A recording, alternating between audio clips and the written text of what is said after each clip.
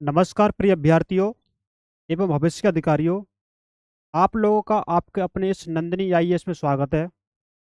हमें उम्मीद है कि आप लोग स्वस्थ होंगे और बहुत अच्छे होंगे और यूपीएससी आईएएस प्रीलिम्स परीक्षा 25 मई 2025 की तैयारी में आप लोग मेहनत कर रहे होंगे और आपकी इस तैयारी में साथ देने के लिए आपकी संस्थान नंदिनी आईएएस आप लोगों के साथ है और आप सकारात्मक सोच के साथ आगे बढ़ते रहिए।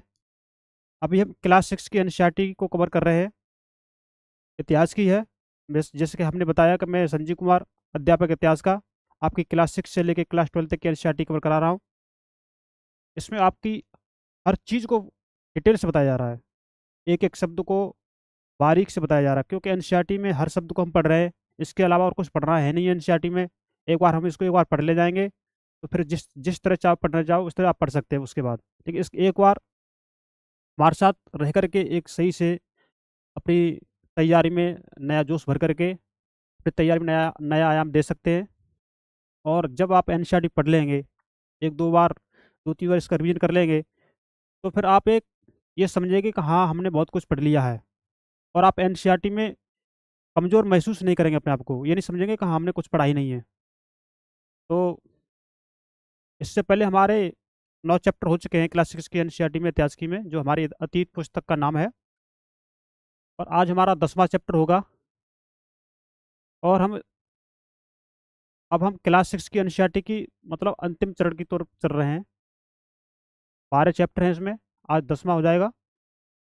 ऐसे करके हम धीमे धीमे इसको ख़त्म कर लेंगे और फिर आगे की जो क्लास की एनसीईआरटी उसको हम कवर करेंगे। तो हम देखेंगे कि इसमें देखो स्टेप स्टेप बाय स्टेप कौन कौन सी चीज़ों का इसमें वर्णन किया गया है, उसी को हम ध्यान में रख करके पढ़ रहे हैं। और सकारात्मक सोच के साथ, बिना डर के, बिना तनाव के आप लोग हमारे साथ रह करके इसे कवर करिए। और आप निश्चित ही 100% हम मान लीजिए कि आपको यहाँ से क्वेश्चन बनेंगे ही बनेंगे। इसलिए आप हमारे साथ रह करके यहाँ से आगे बढ़िए। तो आज हम चलते हैं क्लास 6 की एनसीईआरटी जो इतिहास की है, हमारे अतीत पुस्तक, इसमें 10वां चैप्टर है हमारा, अध्याय 10 है। उसके बारे में चलते हैं। तो हम इसके बारे में हम एक जगनी नाम की छात्रा है जो क्लास 6 की है, तो उसके बारे में बताया गया है कि जगनी अपने जो गांव के पास का मेला था उसमें उन वस्तुओं को देख रही थी, जैसे उसमें खिलौने हो गए, बाल्टी हो गई, और कोई धातुएं हो गई, औजार हो गए। तो उनको देखा उसने। जैसे हम बाजार में, हमारे बाजार के पास में जो मेला लगता है, हम उसमें देखते हैं कई कई तरह के खिलौने होते हैं उसमें, बाल्टियाँ होती हैं या कोई जो हमें उपयोगी वस्तु होती है वो उसमें अ, बेची जाती हैं। और हम जब मेले में जाते हैं तो उनको खरीद के लेके आते हैं। तो वही है, तो एक छात्रा के मन में विचार आया कि ये जो लोग शाम को तो आते हैं अपना सामान लेके, और सुबह मतलब सुबह तो आते हैं सामान लेके, शाम को समेट के चले जाते हैं। तो ये क्या करते हैं, तो उनकी माँ ने बताया कि ये जो आप देखते हो ये व्यापारी हैं। तो उन्हीं के बारे में बताया गया है। तो इसको हम कॉन्सेप्ट को समझ लेंगे, एक एक बात को समझ के चलेंगे, चीज़ें बेहतर हो जाएंगी।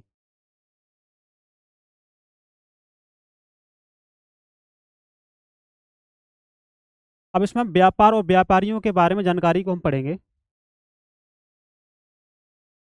व्यापार और व्यापारिक जानकारी क्या है। अध्ययनों में तुमने उत्तर के काले पॉलिश वाले बर्तनों के बारे में पढ़ा है। जैसे हम अध्ययनों में पढ़ चुके हैं इस बात को कि जो बर्तन है उन पर काली पॉलिश की गई थी, वो बर्तन मिले। उनका मानना था कि ये बर्तन जगह जगह पर मिले हैं, इसका मतलब ये उस समय भी व्यापार का काम होता होगा। उसी के अनुसार उन्होंने इसमें बताया है। तो हम ऐसे हम आगे बढ़ते हैं। ये खूबसूरत बर्तन, खास तौर से इनकी कटोरियाँ तथा थालियाँ, इस उपमहाद्वीप के अनेक प्रायस्थलों से मिले हैं। जैसे हमने आपको बताया कि अलग अलग अलग स्थानों पर मिले हैं ये। सवाल उठता है कि इन जगहों पर ये बर्तन कैसे पहुंचे होंगे। ऐसा अनुमान लगाया जाता है कि जहाँ ये बनते थे वहां से व्यापारी इन्हें लेकर जाते थे और जगह जगहों पर बेचते थे। ये बात बताई गई है कि जो प्रास्थलों में, जो पुराने, जो हम अध्ययनों में पढ़ चुके हैं, जो हमें बर्तन मिले हुए हैं जिन पर काली पॉलिश है या और भी बर्तन मिले हैं, वो अलग अलग प्रास्थलों पर मिले हुए बर्तन हैं। तो उनको जब बर्तन मिले हैं तो उनको ये अनुमान है कि ये अलग अलग जगह पर, अगर जहाँ ये बनते थे तो वहाँ पर व्यापारी वहाँ पर ये इसको खरीदते थे और जगह जगह जाकर उनको बेचते थे। तो व्यापार व्यापार के बारे में बताया गया है इन्होंने। अब हम दक्षिण भारत दक्षिण भारत में सोना, मसाले, खासतौर पर काली मिर्च तथा कीमती पत्थरों के लिए प्रसिद्ध था। ये हमारा दक्षिण भारत इसके लिए सोना, मसाले, खासतौर पर काली काली मिर्च, कीमती पत्थरों के लिए प्रसिद्ध था। काली मिर्च की रोमन साम्राज्य में इतनी मांग थी कि इसे काले सोने के नाम से बुलाते थे। काली मिर्च को काले सोने के नाम से बुलाते थे क्योंकि इसकी मांग डिमांड ज्यादा थी। जिस वस्तु की डिमांड अधिक होती है तो वो एक तरह से सोने के भाव में बिक जाता है वो। जैसे सफेद सोना लहसुन को बोल देते कभी कभी कि वो महंगा बिक जाता है, वही हिसाब है। इसीलिए इसको काली मिर्च को रोमन साम्राज्य में काले सोने के नाम से पुकारा गया। व्यापारी इन सामानों को समुद्री जहाजों और सड़कों के रास्ते रोम पहुंचाते थे। कहाँ पर? रोम। इसके माध्यम से, समुद्री जहाजों और सड़कों के माध्यम से। दक्षिण भारत में ऐसे अनेक रोमन सोने के सिक्के मिले हैं। इससे यह अंदाजा लगाया जाता है कि उन दिनों रोम के साथ बहुत अच्छा व्यापार चल रहा था। सोने के सिक्के मिलने के आधार पर अनुमान लगाते हैं कि उस समय जो व्यापार था रोम के साथ बहुत अच्छा था।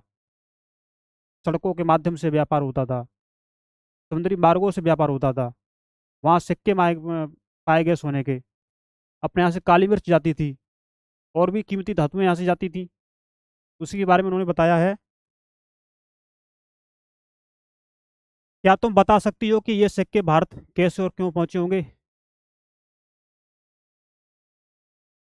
ये सवाल आपसे पूछा गया है। अब इसको हम आगे देखते हैं। व्यापार से जुड़ी एक कविता लिखी गई है यहाँ पे, उसको पढ़ लेते हैं। व्यापार के प्रमाण हमें संगम कविताओं में भी मिलते हैं। तो यहाँ से अगर क्वेश्चन बन भी जाए कि व्यापार के प्रमाण हमें किस कविता से मिलते हैं, तो आप मान लीजिए आपका अगर आंसर में अगर ये विकल्प मिल जाए संगम कविताएं, तो उसको आप सही मान लीजिए, उसको सही टिक कर सकते हैं वहां पे। नीचे लिखी कविता में पूर्वी समुद्र तट पर स्थित पोहारपंतन पर लाए जाने वाले माल का वर्णन मिलता है। जो कि पोहारपंतन कहाँ है? पूर्वी समुद्र तट पर स्थित है। अब इसमें कविता लिखी है इन्होंने कि समुद्री जहाजों पर लाए गए तेज तर्रार घोड़े, गाड़ियों पर काली मिर्च की गठरियां, हिमालय से मिले रत्न और सोना, दक्षिण की पहाड़ियों से चंदन की लकड़ियां, दक्षिणी सागर के मोती और पूर्वी सागर के मूंगे, गंगा और कावेरी की फसलें, श्रीलंका से आए खानदान, म्यांमार के बने मिट्टी के बर्तन और दुर्लभ कीमती आयात। इन चीजों का आयात बताया गया है इसमें।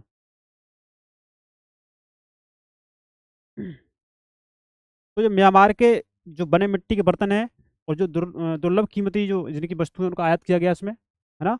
और इसमें कहानी में और ये बताया गया है कि जो समुद्री जहाजों के माध्यम से जो भी घोड़े, तेज तर्रार घोड़े होते हैं जो जिनका हम युद्ध में या किसी अन्य चीज में उपयोग कर सकते हैं, वो घोड़े, और काली मिर्च, काफी मात्रा में काली मिर्च का आयात होता था। हिमालय से मिले रत्न और सोना, दक्षिण की पहाड़ियों से चंदन की लकड़ियाँ, तो दक्षिण की पहाड़ियाँ हैं वहाँ पर चंदन की लकड़ियाँ पाई गई हैं, तो उनके बारे में जो चीज़ जहाँ ज़्यादा मिलती है तो उसका जो उसकी मात्रा वहाँ पर अधिक हो जाती है तो उसका निर्यात किया जाता है। अब कविता में उल्लिखित चीज़ों की एक सूची बनाओ। क्या तुम बता सकते हो कि इन चीज़ों का उपयोग किस लिए किया जाता होगा? आगे देखेंगे व्यापारियों ने कई समुद्री रास्ते खोज निकाले। व्यापारी हैं, व्यापार कर रहे हैं, तो उनको किसी स्थान पर जल्दी पहुंचने के लिए या किसी स्थान पर कहीं कहीं जाना होगा पहली बार, तो वो एक नए रास्ते का खोज के रूप में उनका उपयोग करते हैं। जैसे हमें पता नहीं, अगर हमें कहीं जाना, तो अगर हम उस जगह को पहुंच जाते हैं तो वो हमारे लिए एक नया रास्ते की खोज हो जाएगी। वैसे उन्होंने बताया यहाँ पे कि इनमें से कुछ समुद्र के किनारे चलते थे, कुछ अरब सागर और बंगाल की खाड़ी पार करते थे। समुद्र के किनारे और कुछ अरब सागर और बंगाल की खाड़ी पार करते थे। नाविक मानसूनी हवा का फायदा उठाकर अपनी यात्रा जल्दी पूरी कर लेते थे। जो जो नाविक समुद्र में यात्रा करते थे, तो जिस दिशा में हवा बहती थी, तो उस हवा का वो फायदा उठाते थे, उसकी नाव की गति अधिक हो जाती थी, जिससे वो अपने जहाँ पहुँचना चाहते हैं वहाँ जल्दी पहुँच जाते थे। तो उन्होंने इसमें, और हम आगे पढ़ेंगे, वे अफ्रीका या अरब के पूर्वी तट से इस उपमहाद्वीप के पश्चिमी तट पर पहुंचना चाहते थे तो दक्षिणी पश्चिमी मानसून के साथ चलना पसंद करते थे। देख सकते हैं उपमहाद्वीप के पश्चिमी तट पर पहुंचने के लिए दक्षिण पश्चिमी मानसून के साथ चलना पसंद करते थे। इन लंबी यात्राओं के लिए मजबूत जहाज़ों का निर्माण किया जाता था। तो लंबी यात्रा है तो जहाज़ तो मजबूत बनाने पड़ेंगे, क्योंकि लंबी यात्रा हवा का झोंका आता है कभी कभी, कभी कभी तूफान भी आ जाते हैं वहाँ पे, कभी कभी लहरें आ जाती हैं, जिससे अगर जहाज़ कमज़ोर हुआ तो खराब हो सकता है और यात्री और जान माल की हानि हो सकती है, इसलिए वो जहाज़ मजबूत बनाते थे। समुद्र तटों से लगे राज्य, इनको हम देख लेते हैं, इनका क्या महत्व है। इस उपमहाद्वीप के दक्षिणी भाग में बड़ा तटीय प्रदेश है। इनमें बहुत से पहाड़ हैं, पठार और नदी के मैदान हैं। तो नदियों के मैदानी इलाकों में कावेरी का मैदान सबसे उपजाऊ है। जो जो अपना दक्षिणी भाग है उसके तटीय प्रदेश की उन्होंने बात बताई है। जो कावेरी नदी का मैदान है वो बहुत ही उपजाऊ है। मैदानी इलाकों तथा तटीय इलाकों के सरदारों और राजाओं के पास धीरे धीरे काफी संपत्ति और शक्ति हो गई। जब इनके पास उपजाऊ भूमि है तो उनको संपत्ति अर्जित होगी तो उनके पास शक्ति भी बढ़ेगी, तो वही इसमें बताया गया है। संगम कविताओं में मोबेनदार की चर्चा मिलती है। यह एक तमिल शब्द है जिसका अर्थ है तीन मुखिया। मोबेनदार का अर्थ क्या है? तीन मुखिया। इसका प्रयोग तीन शासक परिवारों के लिए किया गया है। आगे देखेंगे इसमें। ये थे चोल, चेर और पांड्य। मानचित्र 7 में पृष्ठ 113 पे हम देखेंगे जो करीब 2300 साल पहले दक्षिण भारत में काफी शक्तिशाली माने जाते थे। 2300 साल पहले जो ये थे चोल, चेर, पांड्य काफी शक्तिशाली थे। इन तीनों मुखियाओं के अपने दो दो सत्ता केंद्र थे। इनमें से एक तटीय हिस्से में और दूसरा अंदरूनी हिस्से में। इनके दो दो सत्ता केंद्र थे, एक तो जो तटीवर्ती इलाका था उनको देखता था, और एक जो उसके अंदरूनी हिस्से हैं इनका नियंत्रण करता था। इनके दो हिस्से थे। इस तरह 6 केंद्रों में से दो बहुत महत्वपूर्ण थे। एक चोलों का पतन पुहार, ये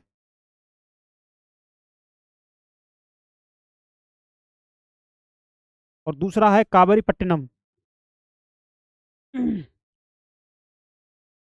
सॉरी, पंतन पुहार या कावेरी पट्टनम एक ही को बोला गया है इसमें, और दूसरा बोलते हैं इसमें पांड्यों की राजधानी मदुरई। ये इसके दो पंतन महत्वपूर्ण बताए गए हैं, दो जगह। ये मुखिया लोगों से नियमित करके बजाय उपहारों की मांग करते थे। ये कहते थे, ये मुखिया के नियमित करके बदले आप हमें उपहार दीजिए।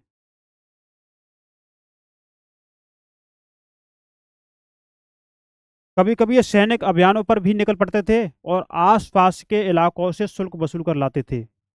इनके सैनिकों के बारे में बताया गया है कि सैनिक कभी कभी जो अभियान होते थे उन पर निकल जाते थे और वहाँ के जो आसपास के क्षेत्र हैं वहाँ से शुल्क वसूल कर लाते थे, चाहे टैक्स के रूप में हो या किसी और रूप में वो लेके आते थे। इनमें से कुछ धन वे अपने पास रख लेते थे, बाकी अपने समर्थकों, नाते रिश्तेदारों, सिपाहियों तथा कवियों के बीच बांट देते थे। अनेक संगम कवियों ने उन मुखियाओं की प्रशंसा में कविताएं लिखी हैं जो उन्हें कीमती जवाहरात, सोने, घोड़े, हाथी, रथ या सुंदर कपड़े दिया करते थे। उन्होंने संगम कवियों के बारे में बता दिया है, उनकी प्रशंसा में उनकी कविताएं लिखी है, उनके बारे में उन्होंने बता दिया है। और उन्हें कीमती, है ना, जवाहरात, सोने सोने चांदी और ये जवाहरात और सुंदर कपड़े दिया जाते थे इनको। इसके लगभग 200 वर्षों के बाद पश्चिमी भारत, 200 वर्षों के बाद की बात की गई इसमें। पश्चिमी भारत मानचित्र 7 में पृष्ठ संख्या 113 में देखेंगे तो पश्चिमी भारत में सातवाहन नाम का एक राजवंश का प्रभाव बढ़ गया था। सातवाहन, तो सातवाहनों का सबसे प्रमुख राजा गौतमी पुत्र श्री सातकर्णी था। यहाँ से क्वेश्चन बन सकता है और बना भी है। यहाँ से आपने देखा होगा कि ये सातवाहन जो राजवंश है, यहाँ से क्वेश्चन बना है। तो इसके प्रमुख को जान लेंगे कि राजा गौतमी श्री श्री सातकर्णी। उसके बारे में हमें उसकी माँ गौतमी बलश्री के एक अभिलेख से पता चलता है कि वह और अन्य सभी 7 वाहन शासक दक्षिणा पथ के स्वामी कहे जाते थे। देख लीजिए, दक्षिणा पथ का शाब्दिक अर्थ दक्षिण की ओर जाने वाला रास्ता होता है। पूरे दक्षिणी क्षेत्र के लिए भी यही नाम प्रचलित था। श्री सातकर्णी ने पूर्वी, पश्चिमी तथा दक्षिणी तटों पर अपनी सेनाएं भेजी थी। हर चीज को डिटेल में बता दिया एनसीईआरटी ने। सातवाहन वंश का बारे में बता दिया, और उनकी जो भी जहाँ जहाँ उनका शासन था वो बता दिया, कहाँ कहाँ उन्होंने सेनाएं भेज रखी थी वो एनसीईआरटी ने आपको बता दिया। अब इसको हम देखेंगे आगे। क्या तुम बता सकती हो कि श्री सातकर्णी तटों पर नियंत्रण क्यों करना चाहता था?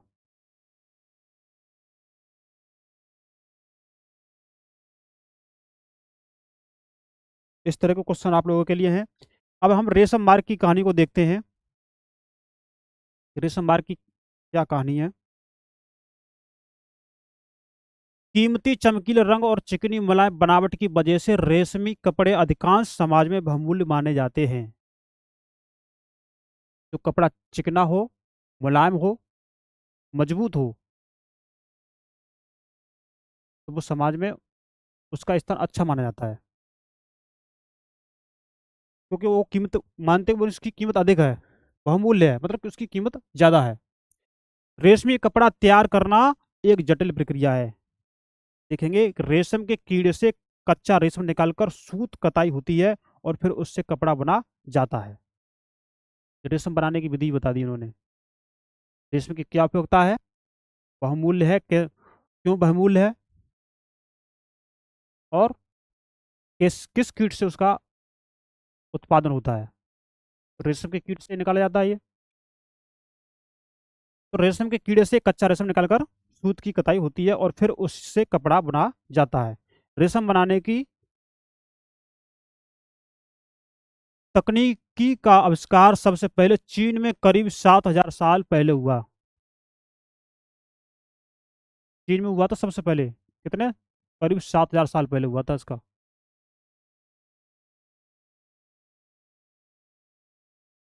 इस तकनीक को उन्होंने हजारों साल तक बाकी दुनिया से छुपा रखा, क्योंकि अगर चीन में कोई तकनीक बनती है तो वो बहुत दिनों तक वो उसको गुप्त अवस्था में रखता है, वो किसी को नहीं बताना चाहता चीन। तो ये 7,000 साल पहले की बात है, और आज वर्तमान में देख सकते हैं। तो चीन ने लगभग हजारों साल तक दुनिया से छुपा रखा था इस बात को। पर चीन से पैदल, घोड़ों या ऊंटों पर कुछ लोग दूर दूर की जगहों पर जाते थे और अपने साथ रेशमी कपड़े भी ले जाते थे। लेकिन जो चीनी यात्री थे, वो दूर दूर जगहों पर या किसी देश में, किसी विभिन्न देशों में, किसी विभिन्न स्थानों में जाते थे, तो उनमें लंबा समय लगता था जाने जाने में। तो वो अपने साथ रेशमी कपड़े लेके जाते थे।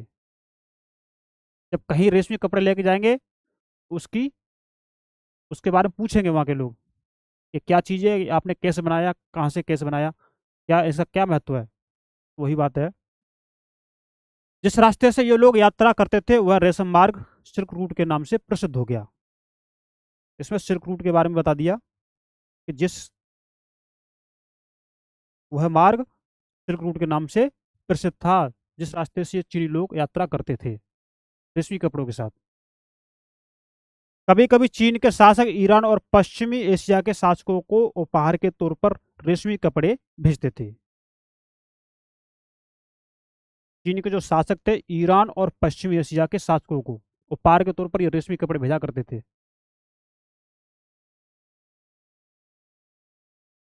यहाँ से रेशम के बारे में जानकारी और भी पश्चिम की ओर फैल गई।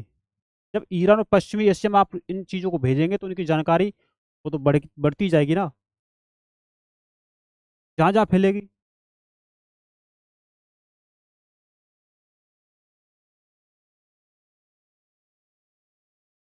करीब 2,000 साल पहले रोम के शासकों और धनी लोगों के बीच रेशमी कपड़े पहनना एक फैशन बन गया। करीब 2,000 साल पहले। रोम के शासकों और धनी लोगों के बीच में रेशमी कपड़े पहनने का एक शौक बन गया, फैशन बन गया। इसकी कीमत बहुत ही ज्यादा होती थी, क्योंकि चीन से इसे लाने में दुर्गम पहाड़ी और रेगिस्तानी रास्तों से होकर जाना पड़ता था, इसलिए इसकी कीमत बढ़ जाती थी। किसी अगर उत्पाद की, किसी प्रोडक्शन की अगर कीमत बढ़ रही है, तो उसके उत्पादन से लेकर जहां तक ये पहुंचाना है, उसकी कॉस्ट को जोड़ करके कीमत निकाली जाती है।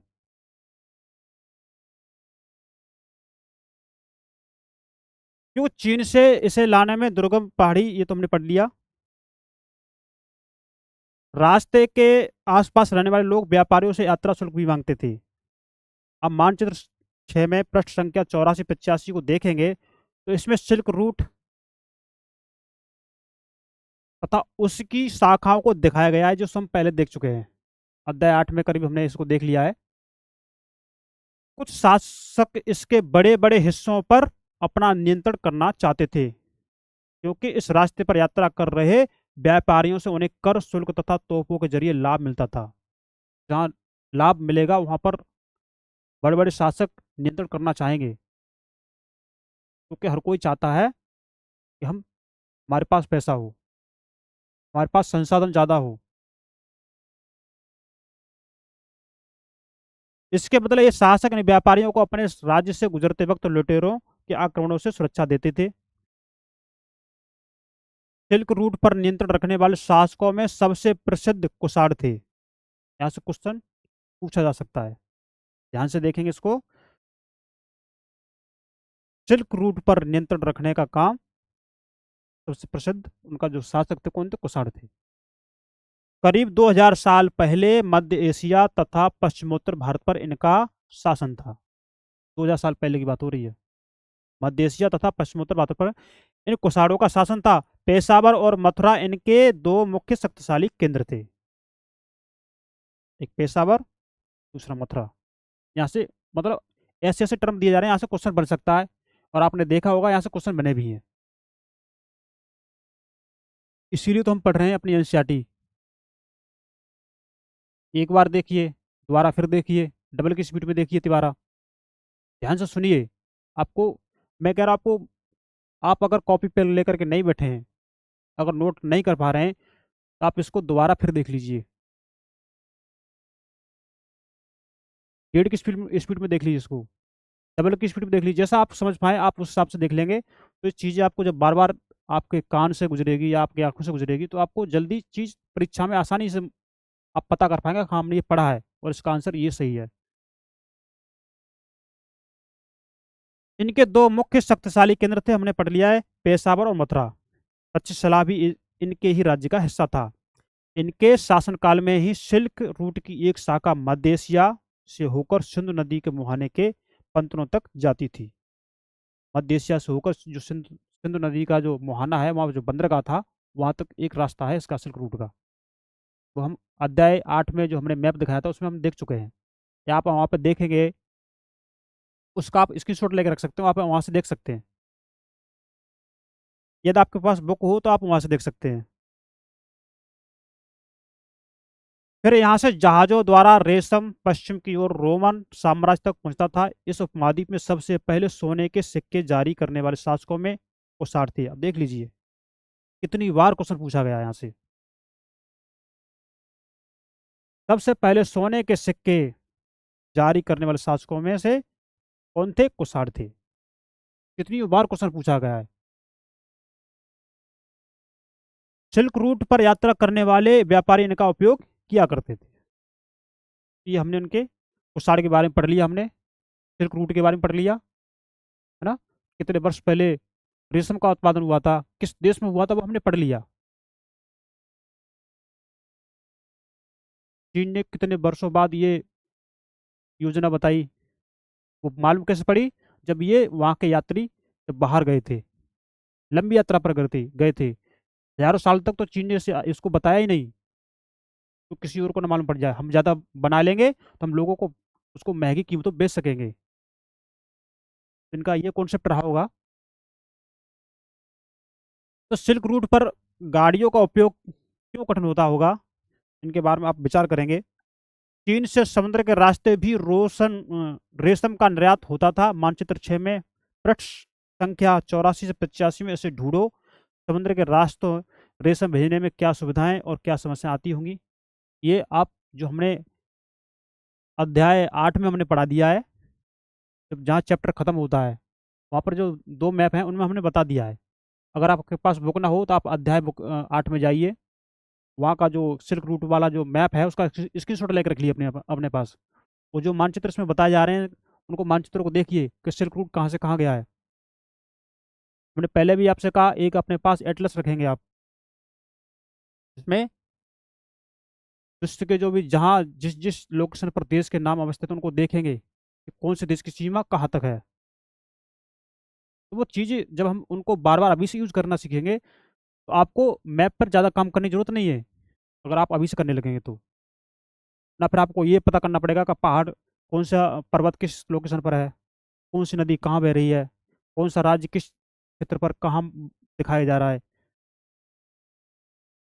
आप उनको बार बार नहीं देखेंगे, जब उनको अभी देखते चलेंगे तो फिर जो एग्जाम का जब टाइम आएगा तो चीज़ आप अच्छे से समझ कर पाएंगे। इसलिए अभी आपको पता है क्योंकि आज 21 नवंबर के आसपास तारीख, आज 21 नवंबर की तारीख है, और या अब जो 25 मई को जो एग्जाम है 2025 में, उसका अनुमानतः 6 महीने का ही समय बचा है।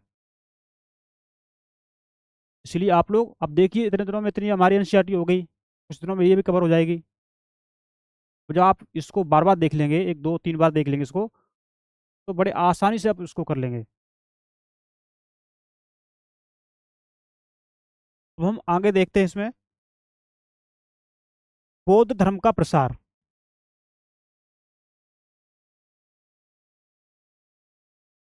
कुषाणों का सबसे प्रसिद्ध राजा कनिष्क था। देख लीजिए, कुषाणों का जो जो सबसे प्रसिद्ध राजा कौन था, कनिष्क था।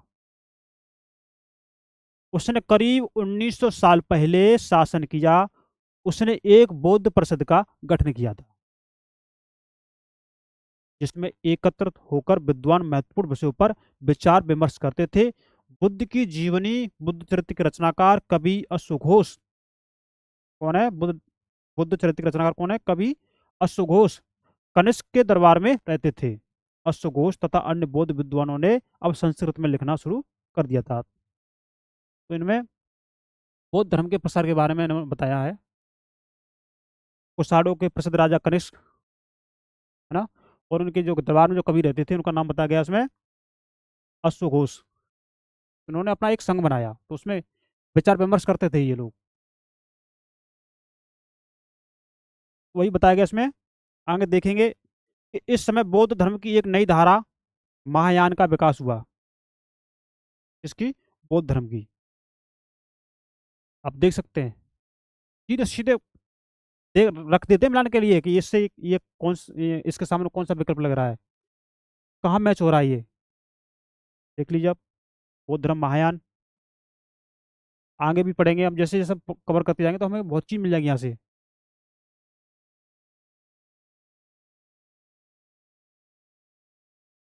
इसकी दो मुख्य विशेषताएं थी। पहले मूर्तियों में बुद्ध की उपस्थिति, क्या थी, पहले तो मूर्तियों में बुद्ध की उपस्थिति सिर्फ कुछ संकेतकों के माध्यम से दर्शाई जाती थी। अब संकेतक जैसे कि पीपल का वृक्ष दिखा दिया या और कोई संकेत दिखा दिया जिससे ये लोग समझते थे कि हाँ ये बुद्ध का या बुद्ध के संबंधित कोई संकेत दे रहा है। अब हम मिसाल के तौर पर देखेंगे कि उनकी निर्वाण प्राप्ति को पीपल के पेड़ की मूर्ति द्वारा दर्शाया जाता था। उनके जो निर्वाण प्राप्ति की जो स्थिति स्थिति थी उसको पीपल के पेड़ के वृक्ष के रूप में दर्शाया जाता था। पीपल का पेड़ बना दिया, उनसे मालूम पड़ गया कि को यहाँ इसके नीचे बुद्ध को ज्ञान प्राप्त हुआ होगा।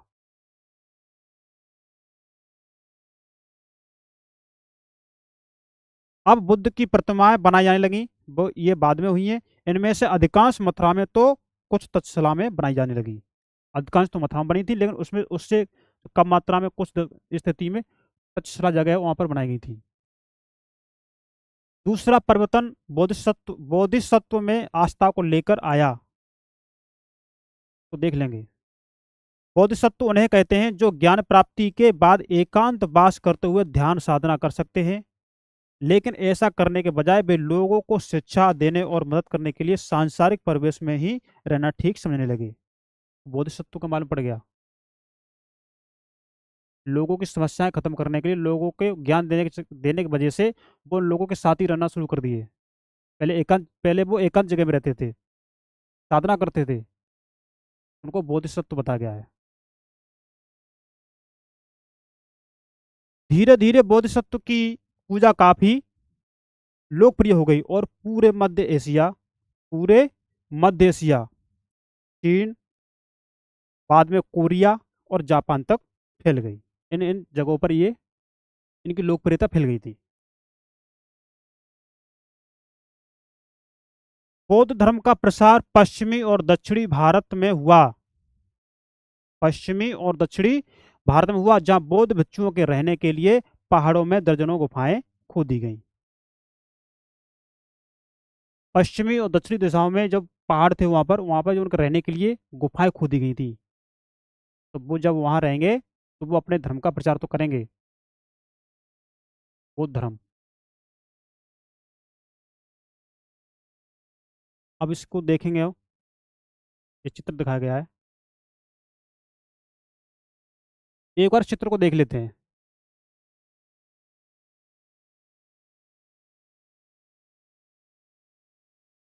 ये इनकी प्रतिमाएं दिखाई गई हैं, और जिस जिस तरह से ये अपने उस समय इनकी गतिविधि थी उनको दिखाया गया है, कोई देख लीजिए आप लोग।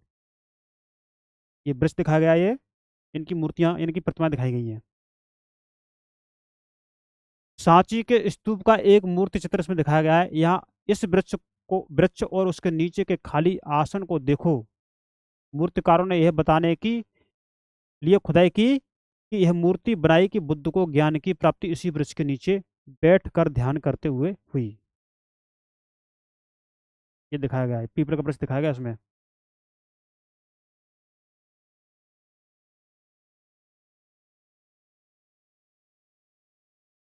आगे देखेंगे, इनमें से कुछ गुफाएं राजा और रानियों के आदेश पर बनाई गई थी। जो पश्चिमी दक्षिणी उपमहाद्वीप में बनाई गई थी, उनमें से उनकी बात हो रही है। उनमें से जो गुफाएं खुदवाई गई थी बौद्ध के अनुयायियों के लिए, तो उनमें से कुछ गुफाएं राजा और रानियों के आदेशों पर खोदी गई थी। लेकिन कुछ गुफाएं व्यापारियों तथा कृषकों द्वारा बनाई गई थी। इनमें से ज्यादातर गुफाएं पश्चिमी घाट के दर्रों के पास बनाई गई थी। पश्चिमी घाट का दर्रा है, वहां बनाई गई थी।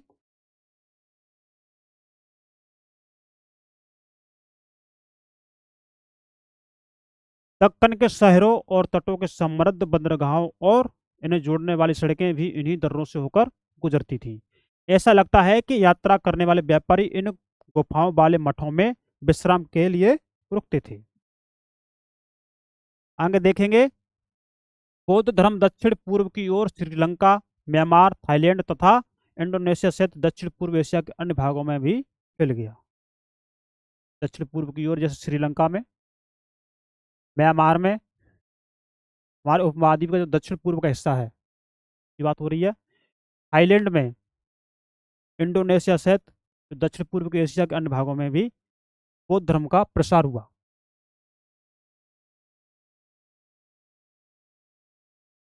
अब इसमें कुछ प्रतिमा के चित्र दिखाए गए हैं, हम उनको देख लेते हैं। क्या लिख रहे हैं ये? मथुरा में बनी बुद्ध की एक प्रतिमा का चित्र दाएं ओर क्या है? तक्षशिला में बनी बुद्ध की प्रतिमा का एक चित्र। इन चित्रों को देखकर बताओ कि इनके बीच क्या क्या समानताएं और क्या क्या भिन्नता है। ये चित्र जो बनाया है वो मथुरा में बुद्ध की प्रतिमा का, और ये तक्षशिला में। आप देख सकते हैं इनमें क्या क्या अंतर है, क्या क्या समानता है ना? आप बता सकते हैं इसको देखकर आसानी से।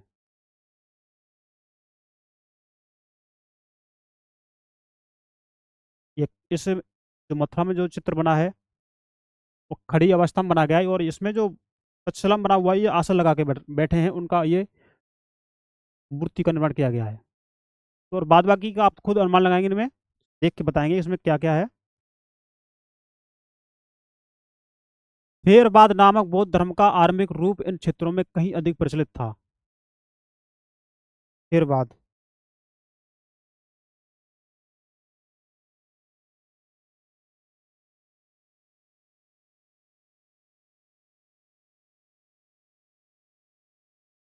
आगे देखेंगे कि पृष्ठ 100 को एक बार फिर पढ़ो। क्या तुम बता सकती हो कि बौद्ध धर्म का इन इलाकों में कैसे कैसे फैला होगा?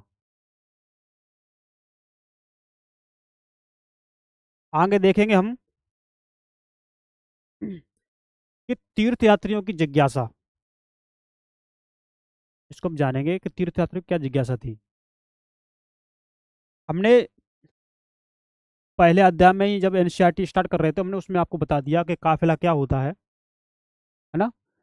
तो हमने बता दिया कि जो शुरू से पढ़ रहे होंगे वो चीज़ समझ रहे होंगे, और जैसे अभी जो नए जुड़ रहे होंगे या जिन्होंने एनसीईआरटी पढ़ी ही नहीं है, तो काफिला जैसे शब्द ये समझ में नहीं आएंगे कि क्या है ये।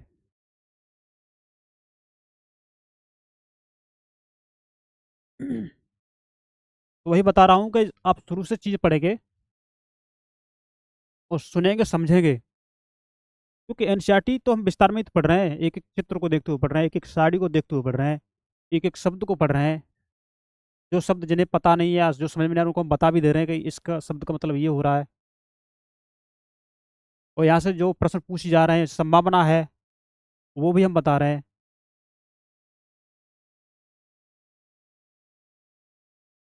व्यापारी काफिले में तथा जहाजों पर दूर दूर जाया करते थे। बहुत से तीर्थ यात्री भी उनके साथ यात्रा पर निकल पड़ते थे। जैसे बताया काफिला, लोगों को समूह, वही इसमें बताया गया। तीर्थ यात्री होता होता क्या है? तीर्थ यात्री का मतलब हो गया कि पवित्र स्थानों की जो हम यात्रा करते हैं वो तीर्थ यात्री कहलाते हैं। जो भी पवित्र, जो भी जैसे भी आप मानते हो, जहाँ भी जाना चाहते हो, जिस स्थान को आप पवित्र मानते हो, अगर आप वहां जाते हो तो आप तीर्थ यात्री होगे उसके लिए।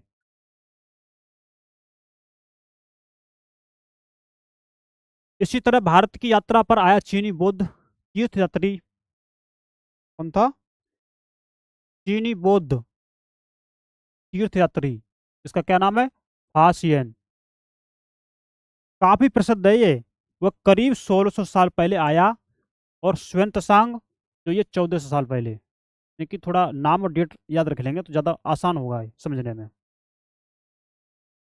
क्योंकि यहाँ से क्वेश्चन आ जाते हैं, ये नहीं मालूम पड़ता ये कब का है। इस कभी कभी जिन्होंने एनसीईआरटी नहीं पढ़ी या जिन्होंने इन्हें सुना नहीं, वो कहेंगे, ये है क्या, क्या पूछ लिया इन्होंने, ये फासियन क्या है, हमने तो ये पढ़ा नहीं था। अब इसमें देखेंगे कि स्वयं तसांग जो है 1400 साल पहले भारत आया, और उसके करीब 50 साल बाद इत्सिंग आया। ये चीनी यात्रियों के नाम है। वे सब बुद्ध, यानी अध्याय 7 में हम इनके बारे में पढ़ चुके हैं कि वे सब बुद्ध के जीवन से जुड़ी जगहों और प्रसिद्ध मठों को देखने के लिए भारत आए थे। जो भी चीनी बौद्ध यात्री हैं, वो बुद्ध के बारे में जानने भारत आए थे ये।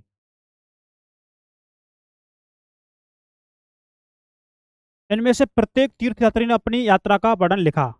प्रत्येक तीर्थयात्री ने जो जो यात्रा करने आए तो उन्होंने अपनी यात्रा का विवरण लिखा। इन्होंने अपनी यात्रा के दौरान आई मुश्किलों के बारे में भी लिखा, कि हम जब वहां से आ रहे, या हम वहां से जिस स्थिति से हम गुजर रहे थे, या हमें वहां आने से यहाँ तक आने में जो भी कठिनाई थी वो उन्होंने बताया। इन यात्राओं में कई वर्ष लग जाया करते थे। जिन देशों और मठों को उन्होंने देखा उनके बारे में उन्होंने लिखा, और उन किताबों के बारे में भी उन्होंने लिखा जिन्हें वे अपने साथ ले गए थे,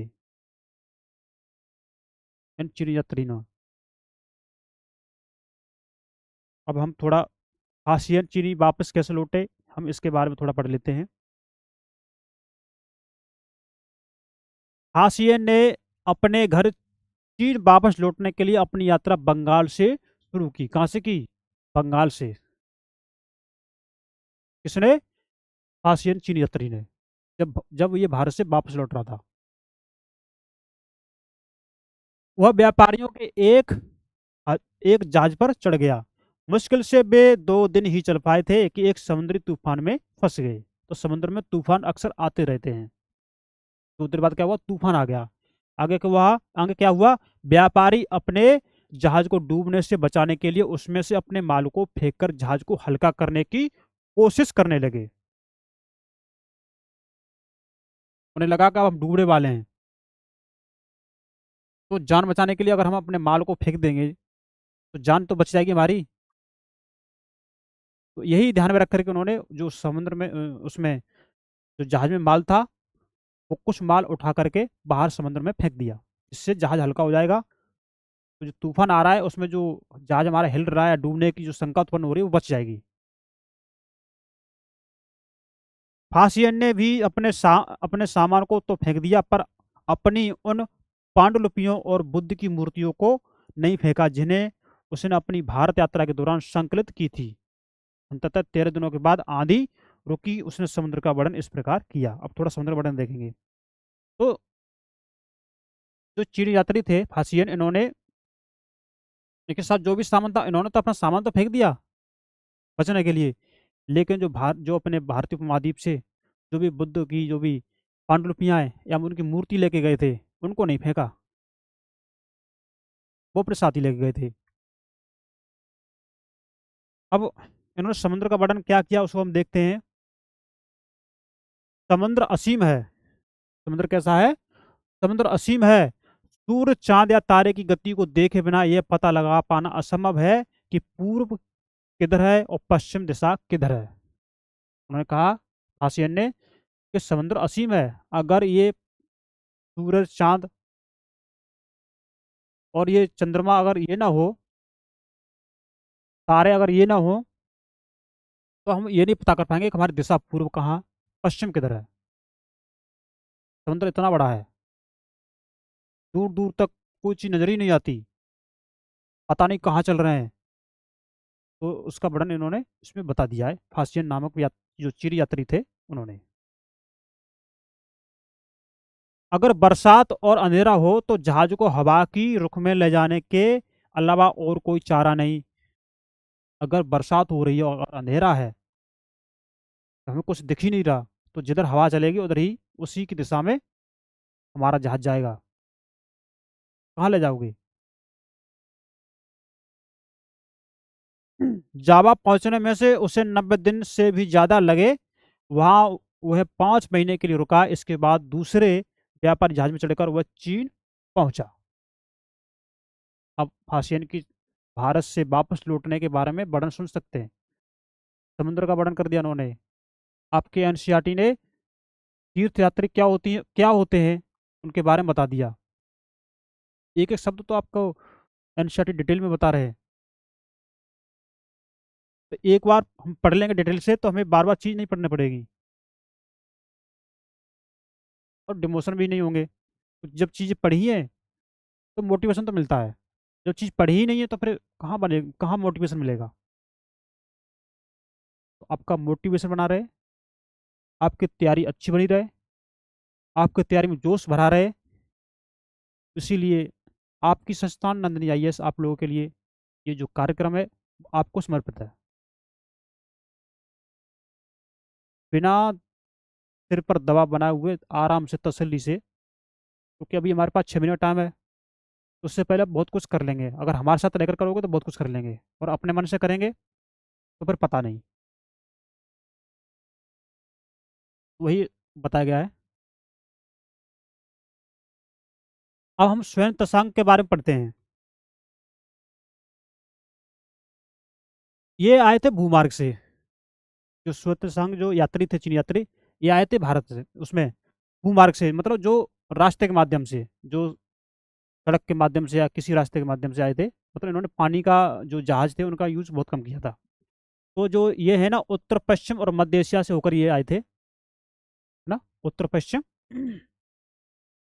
और मध्य एशिया से होकर चीन वापस लौट आई। उसने सोने, चांदी और चंदन की लकड़ी की बनी बुद्ध की मूर्तियां तथा 600 से भी ज्यादा पांडुलिपियां एकत्र की थी। काफी सामान हो गया ना। 600 से भी ज्यादा पांडुलिपियां और सोने, चांदी से और चंदन की लकड़ी की बनी बुद्ध की मूर्तियां इन्होंने एकत्र कर ली। इनको साथ लेके गए थे ये चीन वापस।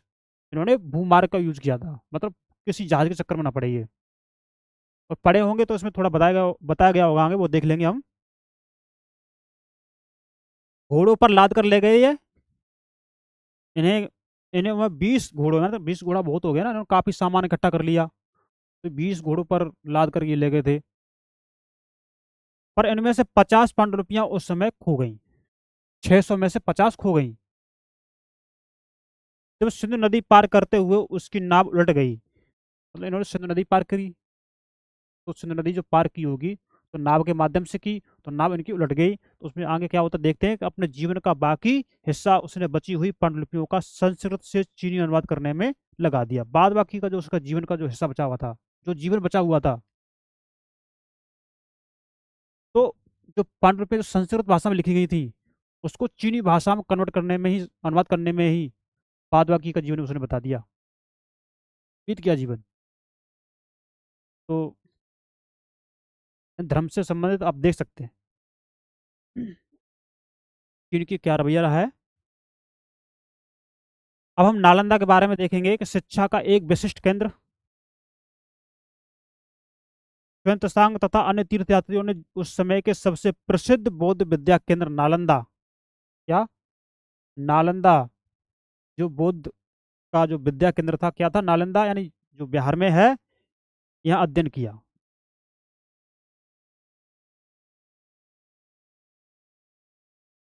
त्सांग और अन्य जो तीर्थयात्री थे उन लोगों ने, उसने नालंदा के बारे में इस प्रकार लिखा है, क्या लिखा है कि यहाँ के शिक्षक योग्यता तथा बुद्धि में सबसे आगे हैं।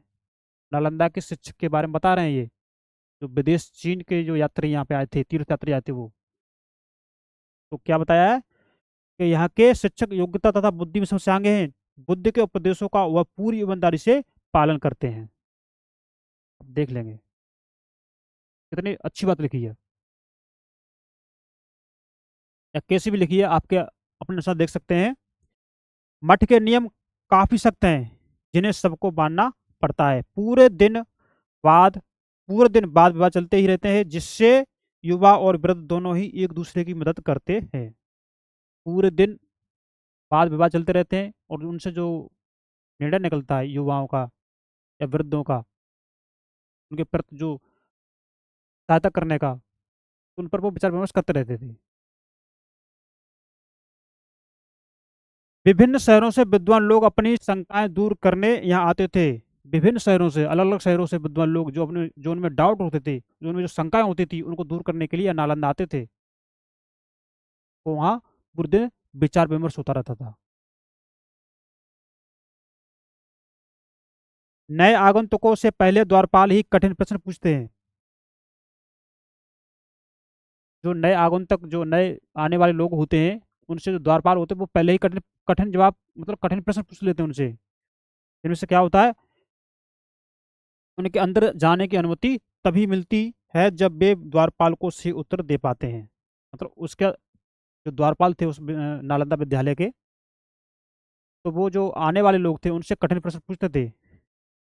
अगर आप उनका जवाब दे देते थे तो आप अंदर जा सकते थे। तो उनमें से कुछ ही लोग बता पाते थे, कुछ नहीं बता पाते थे। तो उसमें बता रहे हैं कि 10 में से 7-8 सही उत्तर नहीं दे पाते थे। 10 में से मतलब 7-8 लोग उत्तर दे ही नहीं पाते थे। तो उनको जब 10 में से 7-8 उत्तर नहीं दे पाएंगे तो 2-3 लोग ही अंदर आ पाएंगे। इसलिए इसलिए इन्होंने इसके बारे में वर्णन किया है।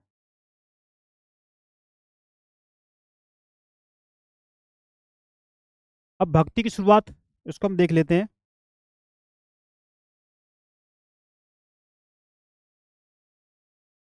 भक्ति की शुरुआत में देखेंगे कि इन्हीं दिनों देवी देवताओं की पूजा का चलन भी शुरू हुआ। जो देवी देवताओं को जो पूजा का चलन है वो इन्हीं दिनों स्टार्ट हुआ था। और आगे देखेंगे बाद में हिंदू धर्म की यह प्रमुख पहचान बन गई कि इनमें शिव, विष्णु और दुर्गा जैसे देवी देवता शामिल हैं। इसी समय से ये देवी देवताओं की पूजा हिंदू धर्म में होने लगी है, शिव की, विष्णु की और दुर्गा जैसे देवी देवताओं की। इन देवी देवताओं की पूजा भक्ति परंपरा के माध्यम से की जाती थी। किसकी परंपरा से? भक्ति परंपरा के माध्यम से। भक्ति उस समय काफी काफी लोकप्रिय परंपरा बन गई। किसी देवी या देवता के प्रति श्रद्धा को ही भक्ति कहा जाता है। हाँ, किसी देवी देवता के जो प्रति जो की श्रद्धा भाव है उसको ही उन्होंने भक्ति कहा है। भक्ति का पथ सबके लिए खुला था, चाहे वह धनी हो या गरीब, या ऊंची जाति का हो या नीची जाति का, स्त्री हो या पुरुष, सबके लिए भक्ति का मार्ग खुला हुआ था। हर चीज तो जानने को मिल रही है आपके एनसीईआरटी में। इसको थोड़ा पढ़ लेते हैं कि बराह के रूप में विष्णु एरड़ मध्य प्रदेश की यह शानदार मूर्ति विष्णु के बराह रूप की पुराणों के अनुसार जल में डूबी पृथ्वी को बचाने के लिए विष्णु ने बराह रूप धारण किया था। यहाँ पृथ्वी को एक स्त्री के रूप में दर्शाया गया है। ये देख लीजिए, ये चित्र बताया गया, बराह रूप दिखाया गया, ये विष्णु का अवतार।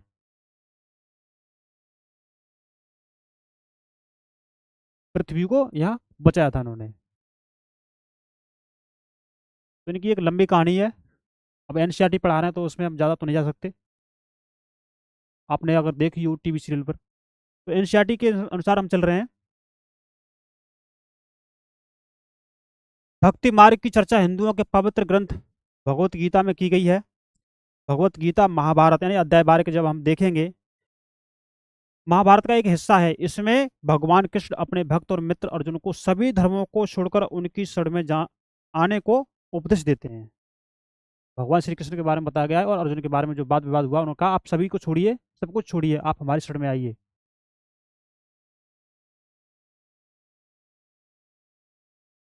क्योंकि केवल कृष्ण ही अर्जुन को सारी बुराइयों से मुक्ति दिला सकते हैं। पूजा का यह रूप धीरे धीरे देश के विभिन्न भागों में फिरने लगा।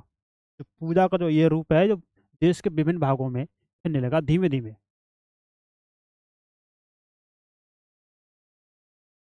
भक्ति मार्ग अपनाने वाले लोग आडंबर के साथ पूजा पाठ करने के बजाय ईश्वर के प्रति लगन और व्यक्तिगत पूजा पर जोर देते थे।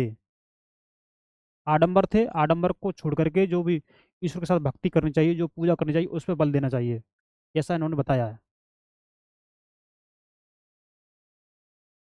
भक्ति मार्ग अपनाने वालों का यह मानना है कि अगर अपने आराध्य देवी या देवता की सच्चे मन से पूजा की जाए तो वह उसी रूप में दर्शन देंगे। ये बता रहेगा आप जिस जिस रूप में पूजा करेंगे तो ईश्वर आपको उसी रूप में दर्शन देंगे, ये उन्होंने बताया है। आप सिंह के रूप में करेंगे तो सिंह के यानी सिंह मन शेर, शेर के रूप में दर्शन होंगे। अगर किसी वृक्ष के रूप में पूजेंगे तो वो वृक्ष के रूप में आपको दर्शन होंगे। ये आपके एनसीईआरटी में बताया है। इसलिए आराध्य देवी या देवता मानव के रूप में भी हो सकते हैं या फिर सिंह, पेड़ या अन्य किसी भी रूप में। जैसे जैसे इस विचार को समाज द्वारा स्वीकृति मिलती गई, कलाकार देवी देवताओं की एक से बढ़कर एक खूबसूरत मूर्तियां तैयार करने लगे। मतलब जैसे जैसे समाज में इसकी परंपरा प्रचलित हो गई, इनकी मान्यता मिली समाज में, तो वैसे इन कलाकारों मूर्तिकारों ने मूर्तियां बनाना शुरू कर दिया। सबसे हम अनुमान लगा सकते हैं मूर्तियों का निर्माण जो हम देखते हैं तभी से हुआ है।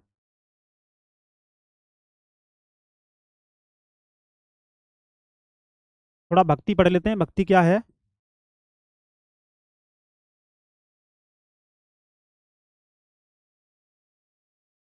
भक्ति भज शब्द से बना है। भक्ति जो शब्द है किससे, भज शब्द से बना है, जिसका अर्थ है विभाजित करना। विभाजित करना या हिस्सेदारी होता है भक्ति। किससे बना है, भज शब्द से, विभाजन करना या उसकी हिस्सेदारी करना। इसका अर्थ यह है कि भक्ति भगवान और भक्त के बीच परस्पर एक अंतरंग संबंध है। जैसा एक आपसी संबंध, परस्पर एक अंतरंग संबंध है। भक्ति भगवत या भगवान के प्रति झुकाव है। भक्ति क्या है, भगवान या भगवत के प्रति क्या झुकाव है, भगवान के प्रति आपका कितना झुकाव है, वो भक्ति के माध्यम से बताया गया इसमें आपके एनसीईआरटी में। भगवत का एक अर्थ यह भी है कि जो अपने ऐश्वर्य तथा सुख को भक्तों के साथ बांटता है। यह भगवत का अर्थ बता दिया है क्या, कि जो अपने ऐश्वर्य तथा सुख को भक्तों के साथ बांटता है वो भगवत है या फिर वो भगवान है। यानी भक्ति या भागवत अपने देवी देवता के भंग का हिस्सेदार होते हैं।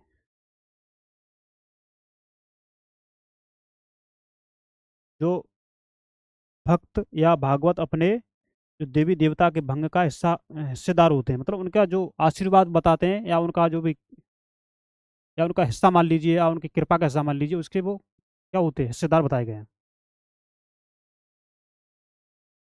आगे हम देखेंगे एक भक्त द्वारा लिखी गई एक कविता है, कविता को थोड़ा पढ़ लेते हैं। अधिकांश भक्ति साहित्य हमें यही बताते हैं कि धन, ऐश्वर्य या ऊंचे पद के जरिए कभी ईश्वर से आत्महत्या नहीं बन सकती है। तो बताया गया है कि यदि आप ऊंचे पद पर हो या आप धनवान हो, आप भक्ति को प्राप्त नहीं कर सकते ना। तो फिर करीब 1400 साल पहले शिव भक्त अपार द्वारा तमिल में लिखी एक कविता का यह एक अंश है। अपार एक बेलाल, यानी अध्ययनों में हमने पढ़ लिया बेलाल क्या है। तो अपार एक बेलाल था, क्या लिखा है इन्होंने कि नष्ट होते अंगों वाला कुष्ठ रोगी, ब्राह्मणों की नजर में निचली जाति का व्यक्ति, कूड़ा करकट बटोर कर अपनी जीविका चलाने वाला इंसान, अगर ये लोग भी गंगा को अपनी जटाओं में छिपा लें तो या शिव के दास बन जाएं, तो मैं उनकी आराधना करूंगा, क्योंकि मैं मेरे ईश्वर समान है। उन्होंने मतलब जो अपार एक बेलाल थे उनके बारे में बताया गया है कि ये कहते थे कि मतलब कोई भी हो, अगर वो शिव का दास है, अगर वो भगवान का दास है, तो मैं उनको सम्मान दूंगा। उन्होंने ये बताया, चाहे वो कुष्ठ रोगी हो, चाहे ब्राह्मण के नजर में वो निचली जाति का हो, या फिर चाहे वो कूड़ा करकट बटोर बटोर कर अपनी जीवन यापन करता हो, या फिर जो लोग इनके बारे में बताए, जो लोग मतलब निचली जाति या फिर जो कूड़ा करकट बटोरने वाले हो, या फिर कुष्ठ रोगी हो, अगर वो अपने सिर में गंगा को भी अगर धारण कर लेते, तो मैं उनके प्रति सम्मान जायक हूँ, तो मैं उनकी भी पूजा करने लगूंगा। ये बेलर ने बताया है।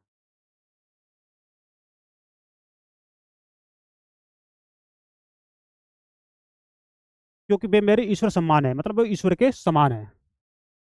कभी सामाजिक प्रतिष्ठा और भक्ति में किसको ज्यादा महत्व देते हैं, ये आपके लिए पूछा है इसमें। देवी देवताओं का विशेष सम्मान होता था, इसलिए विशेष जगहों पर ही इनकी मूर्तियों को रखा जाता था। इन स्थानों को ही मंदिर कहते हैं। आप अध्याय बारे में इनको, इन मंदिरों के बारे में थोड़ा पढ़ेंगे। अध्याय बारे में जो आने वाला चैप्टर है उसमें बताया गया है कि किन स्थानों को मंदिर कहा गया है, मूर्तियां कहाँ रखी जाती थी, वो आपके एनसीईआरटी ने आपको बता दिया है। अब हिंदू के बारे में थोड़ा पढ़ लेते हैं। हिंदू शब्द इंडिया शब्द की तरह ही सिंध या इंडस से निकला है। जो हिंदू शब्द है कहाँ से, इंडिया शब्द की तरह सिंधु या इंडस से निकला है। यह शब्द अरबों तथा ईरानियों, अरबों और ईरानियों द्वारा उन लोगों के लिए उपयोग किया जाता है जो सिंधु नदी के पूर्व में रहते थे। सिंधु नदी के पूर्व में रहते थे। यही शब्द उनके धार्मिक विश्वास तथा सांस्कृतिक परंपराओं के लिए भी प्रयुक्त होता था। हिंदू के बारे में बता दिया है, हिंदू शब्द कहाँ से निकला। अब अन्यंत्र पढ़ेंगे हम, इसको थोड़ा पढ़ते चलेंगे कि करीब 2000 साल पहले पश्चिमी एशिया में ईसाई धर्म का उदय हुआ। जो पश्चिमी एशियाई है वहाँ पर ईसाई धर्म का उदय हुआ। ईसा मसीह का जन्म बेथलेहम में हुआ था। बेथलेहम, ईसा मसीह का जन्म, जो उस समय रोमन साम्राज्य का हिस्सा था। अनंतर में जो बात बताई गई एक साड़ी में, वो कुछ इंपॉर्टेंट लग रही है ना।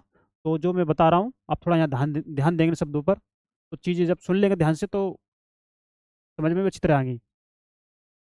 ईसा मसीह ने स्वयं को इस संसार का उद्धारक बताया है। उन्होंने दूसरों को प्यार देने और उसी तरह दूसरों पर विश्वास करने का उपदेश दिया है। दूसरे पर विश्वास करने और दूसरों को प्यार देने। जिस तरह हर व्यक्ति दूसरों से प्यार और विश्वास की उम्मीद करता है, बाइबल में ईसा मसीह के उपदेश की बातें लिखी हैं। यहाँ इसका एक अंश दिया गया है। क्या अंश दिया गया है कि धन्य हैं वे लोग जो धर्म और न्याय के लिए भूखे प्यासे रहते हैं। ये बाइबल के ईसा मसीह उसका उपदेश की एक बात लिखी गई है बाइबल की। उनकी कामनाएं पूरी होंगी। जो दयालु हैं वे धन्य हैं, क्योंकि उन्हें दया मिलेगी। और क्या कहा है, धन्य है, धन्य है वे जो दिल से पवित्र हैं। और उन्होंने लिखा आगे, क्योंकि वे ईश्वर के दर्शन कर सकेंगे। धन्य है वे जो शांति स्थापित करते हैं, वही ईश्वर की संतान कहलाएंगे। मतलब बाइबल में लिखा है, इन बातों को बाइबल में डिफाइन किया है, उसका एक अंश इन्होंने बताया है। जो बाइबल ईसा मसीह की है उनमें ये बात बताई गई है। ईसा मसीह के उपदेश साधारण लोगों को बहुत पसंद आए, और धीरे धीरे ये पश्चिमी Asia, Africa, Isa Masih, sorry, Europe में ये फैल गए। कहाँ कहाँ, पश्चिमी एशिया, अफ्रीका तथा ये यूरोप में फैल गए। ईसा मसीह की मृत्यु के 100 सालों के अंदर ही भारतीय उपमहाद्वीप के पश्चिमी तट पर पहले ईसाई धर्म का प्रचारक पश्चिमी एशिया से आए थे। बता दिया आपके एनसीईआरटी ने। मानचित्र 6 में आप देखेंगे, पृष्ठ संख्या 84 से 85 में आप पता लगाएंगे कि किस रास्ते से ईसाई धर्म प्रचारक भारत आए होंगे। केरल के ईसाइयों को सीरियाई ईसाई कहा जाता है। ये मतलब इम्पोर्टेंट लग रहा है ना ये बात। केरल के ईसाइयों को सीरियाई ईसाई कहा जाता है क्योंकि संभवतः वे पश्चिम एशिया से आए थे। वे विश्व के सबसे पुराने ईसाइयों में से हैं। तो इस चैप्टर की हम अंतिम पंक्ति की तरफ है, यानी कि हमारा अध्याय खत्म होने ही वाला है। अब हमने जो हमारे इसमें उपयोगी शब्द है वो हमने क्या क्या पढ़ लिए हैं, हम देख लेते हैं। हमने इसमें व्यापारी के बारे में जानकारी प्राप्त कर ली है। भूबेंदार, रास्ता या मार्ग क्या, रेशम, कुषाण, महायान, बौद्धिस्ट, थेरवाद, तीर्थयात्री और भक्ति, इनके बारे में हमने पढ़ लिया है, जो हमारे उपयोग शब्द हैं। और ये शब्द आगे जब पढ़ेंगे और वहाँ यूज होंगे सीधे सीधे। आपने पढ़ रखा है तो आप समझ पाएंगे। और इसमें कुछ महत्वपूर्ण तिथियां उस देख लेते हैं। तो रेशम बनाने की कला लगभग 7,000 साल पहले कहाँ हुई थी? चीन में। यह बता दिया, मतलब आपके उसने एनसीईआरटी ने कहाँ हुई थी, तो ये बता दिया कि लगभग 7,000 साल पहले। चोल, चेर तथा पांडे लगभग 250 साल पहले, इनके बारे में बताया गया है। रोमन साम्राज्य में रेशम की बढ़ती मांग, रोमन साम्राज्य में रेशम की बढ़ती मांग लगभग 2,000 साल पहले की बात है ये। कुषाण शासक कनिष्क लगभग 1,900 साल पहले। हासियन का भारत आगमन लगभग 1,600 वर्ष पहले। और स्वयं तसांग की भारत यात्रा अवतार की शिव स्तुति की रचना लगभग 14 साल पहले। तो ये हमारा हो चुका है चैप्टर।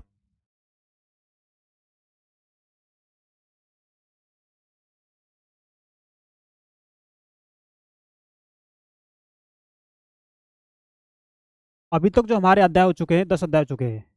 क्लास 6 की एनसीईआरटी में हम अध्याय 12 में से अध्याय 10 कवर कर चुके हैं। और हमने प्रत्येक अध्याय में हमने एक एक चीज को बड़े ध्यान से, बड़े विस्तार से पढ़ा है। यहाँ तक कि हमने साड़ियाँ भी नहीं छोड़ी, उनको भी पढ़ रखा है हमने। अब ये सोच रहे होंगे हमने पढ़ तो लिया लेकिन हमें याद कुछ नहीं रहा, भूल गए हम, सब लोग सब भूल गए हम। एक बार में याद किसी को नहीं रहता, एक बार में याद किसी को नहीं रहता। अगर एक बार में याद रह जाता तो इतने सालों से कौन तैयारी करता। इसलिए आप इस क्लास को एक बार देखिए, 2 बार देखिए, डबल की स्पीड देखिए, 3 बार देखिए, चीज़ों को ध्यान से सुनिए।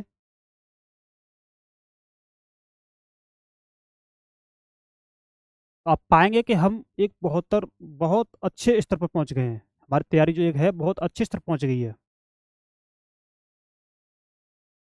और हमें उम्मीद है कि आप लोग हमारे पढ़ाने से संतुष्ट हो पा रहे होंगे और मैं आपको संतुष्ट कर पा रहा हूँ। और हमें जैसे पता है कि आप लोगों की जो परीक्षा की तिथि है 25 मई 2025 यूपीएससी आईएएस, और इसी के लिए ये लक्ष्य यूपीएससी 2025 आपके लिए रखा गया है। आपके संस्थान नंदिनी आईएएस आप लोगों के लिए रख रही है। तो आप लोग साथ रह करके कर लो, जो आपको बताया पढ़ाया जा रहा है, जो कराया जा रहा है उसको कर लीजिए, एक बार कर लीजिए। तो आपके मन में कभी विचार नहीं रहेगा कि मैंने एनसीईआरटी पढ़ी नहीं।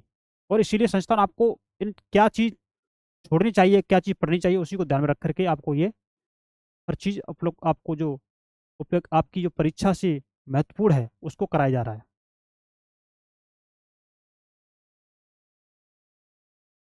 तो आज के लिए इतना ही।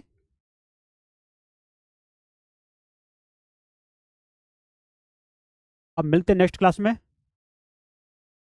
और हमें उम्मीद है कि आप लोग अच्छे से तैयारी कर रहे होंगे और हमारे इस चैनल को लाइक, सब्सक्राइब और शेयर करें। क्योंकि जितना आपका सब्सक्राइब बढ़ेगा, जितना आपका लाइक बढ़ेगा और जितना आप शेयर करेंगे, उतने हम अच्छे से आपको कंटेंट प्रोवाइड करा पाएंगे, उतने अच्छे से संस्थान आपके लिए ये सब उपलब्ध करा पाएगी। तो आज के लिए बहुत बहुत धन्यवाद। नमस्कार। स्वस्थ रहिए, मस्त रहिए, पढ़ते रहिए और जी तोड़ के मेहनत करते रहिए। Thank you.